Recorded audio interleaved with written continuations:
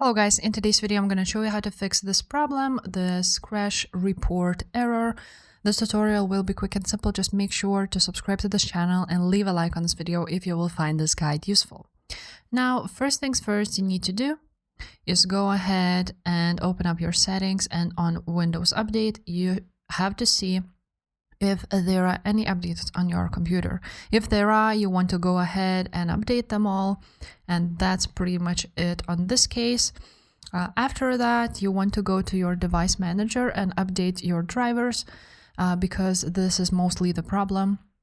So you want to go ahead here, device manager, then click display adapters, and then choose NVIDIA or both basically, then click the right click of your mouse, click update drivers, search for driver updates, and as you can see it is already installed for me, but maybe you will find them here.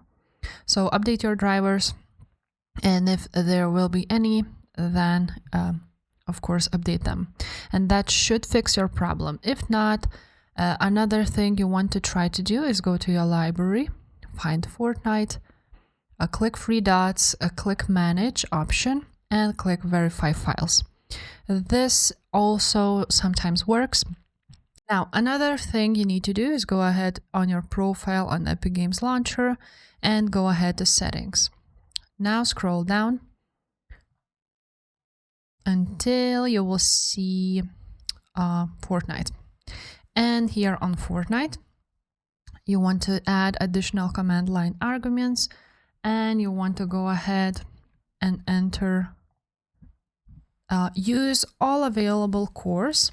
Make sure you enter dash, and all of these needs to be cap locked, and that's it. After that, go ahead and go back, and then click three dots, click options, and on options you want to make sure that pre-download steamed assets are checked marked and these ones are unchecked, and click apply. And that's pretty much it. After it will update, make sure to launch it, and this should fix your problem. If this video was helpful, make sure to subscribe, and I will see you next time. Bye.